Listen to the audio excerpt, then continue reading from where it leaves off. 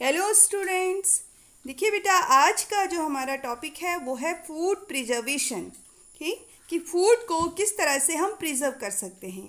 जैसे कि हमारा जो लास्ट टॉपिक था उसमें हमने पढ़ा था कि फूड पॉइजनिंग क्या है, और अगर हम फूड को क्या करते हैं, ऐसे ही ले लेते हैं, लॉन्ग टाइम तक रखते हैं, तो हमारा फूड क्या हो सकता है बेटा, स्पॉइल हो सकते हैं, ख़राब हो सकता है। और ऐसा फूड कंज्यूम करने से हमें कई तरह की डिजीजेस हो सकती हैं। इसके अलावा हमने ये भी जाना है कि फूड क्या है, it's a very precious material, ये बहुत ही प्रीशियस है। It should not be allowed it to get spoiled, become useless. ठीक है, हमें इसे कभी भी क्या नहीं करना चाहिए, वेस्ट नहीं करना चाहिए, स्पॉइल नहीं करना चाहिए। और अगर हम ऐसा फूड ले लेते हैं तो फूड पॉइजनिंग हो सकती है, या अदर कई भी डिजीजेस हो सकती हैं। अब जो फूड है उसको किस तरह से प्रिजर्व किया जा सकता है, इस टेक्निक के बारे में आज हम पढ़ेंगे यहाँ पे, कि डिफरेंट जो ट्रेडिशनल मेथड हैं, क्या देखिए आराम से जिसको हम अपने घर में कर सकते हैं और पहले से लोग करते हुए आए हैं, ये कौन कौन सी टेक्निक्स हैं। ठीक, तो जानते हैं बेटा कि सबसे पहले तो ये जान लें कि प्रिजर्वेशन ऑफ फूड है क्या।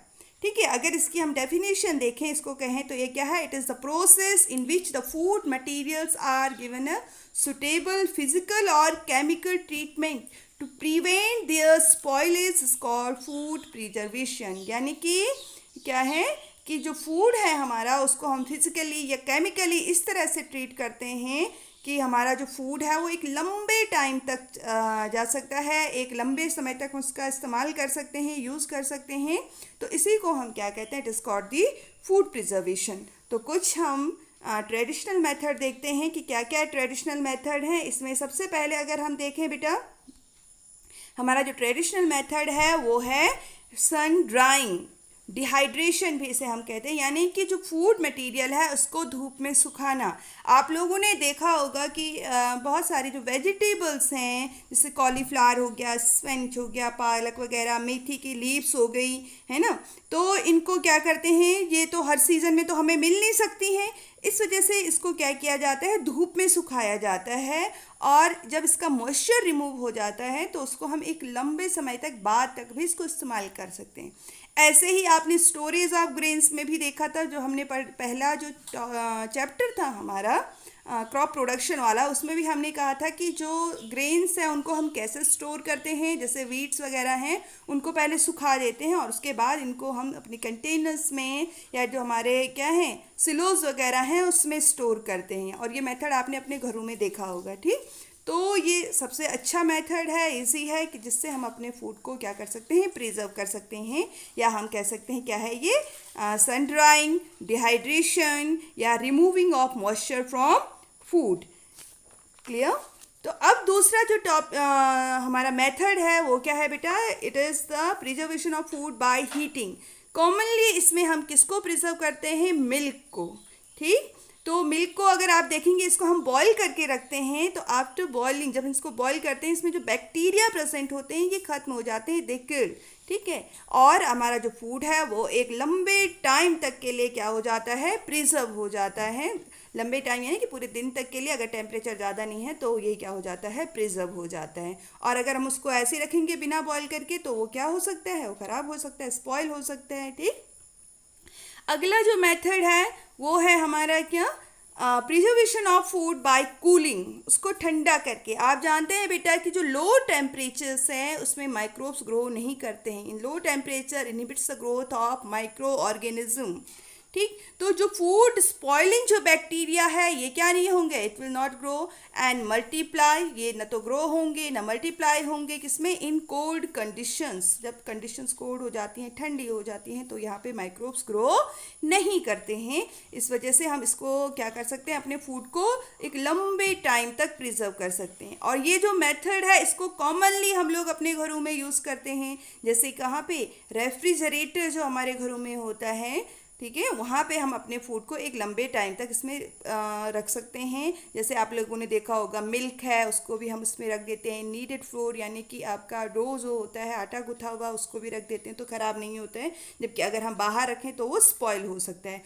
कुक्ड फूड है हमारे घर में, जब खाना ज़्यादा बन जाता है, लाइक कुक्ड वेजिटेबल्स हो गई, पल्सेस हो गई, फ्रेश फ्रूट्स हो गए, ठीक है, इन वेजिटेबल्स हो गई, ये सारे के सारे हम क्या कर सकते हैं, इन सबको we can kept in a cool place. Like कहाँ पे रख सकते हैं इनको, रेफ्रिजरेटर, ठीक है, क्यों? To prevent their spoilage. Okay, next हम अगर मेथड देखें बेटा तो वो क्या है, by using the common salt.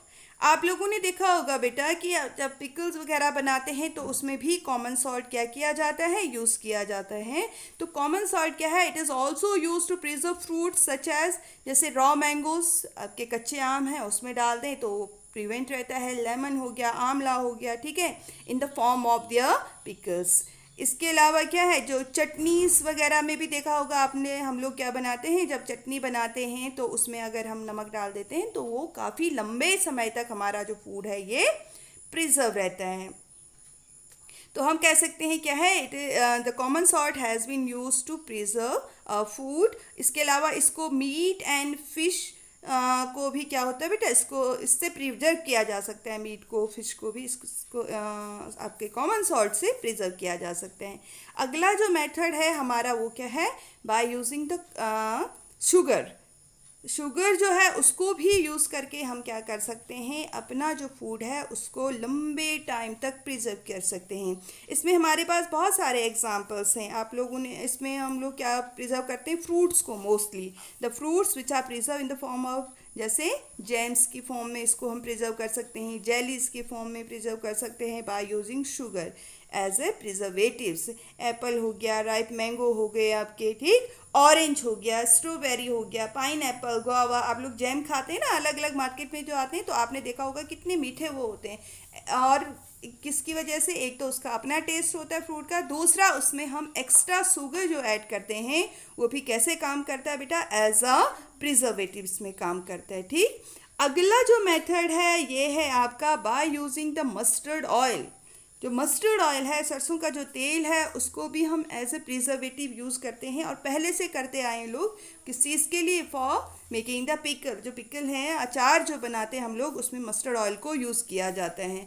तो हम कह सकते हैं कि mustard oil is use as a preservative for preserving fruit such as raw mango, amla, lemon, ठीक है। इन सारी चीज़ों को हम प्रिजर्व करने के लिए क्या यूज़ करते हैं, मस्टर्ड ऑयल यूज़ करते हैं। तो आज आप लोगों ने देखा कि कौन कौन से ट्रेडिशनल मेथड हैं जिनकी, जो हमारे घर में जो कॉमन सी जो चीज़ें हैं जिनकी हेल्प से हम अपने फूड को प्रिजर्व कर सकते हैं, ठीक, और अपना जो प्रीशियस जो ये मटेरियल है फूड, उसको वेस्ट होने से प्रोटेक्ट कर सकते हैं। अगली जो वीडियो है उसमें हम कुछ मॉडर्न मेथड्स की बात करेंगे कि क्या हम मॉडर्न मेथड्स हैं जिनकी हेल्प से हम अपने फूड को और लंबे टाइम तक प्रिजर्व कर सकते हैं। तो अब आज के टॉपिक में इतना ही है आपका। जिन बच्चों ने अभी तक सब्सक्राइब नहीं किया है, चैनल को सब्सक्राइब ज़रूर करें, जिससे हमारी आने वाली जो वीडियोस हैं जैसे ही हम अपलोड करें सबसे पहले आप तक पहुंच जाएं। Thank you for watching.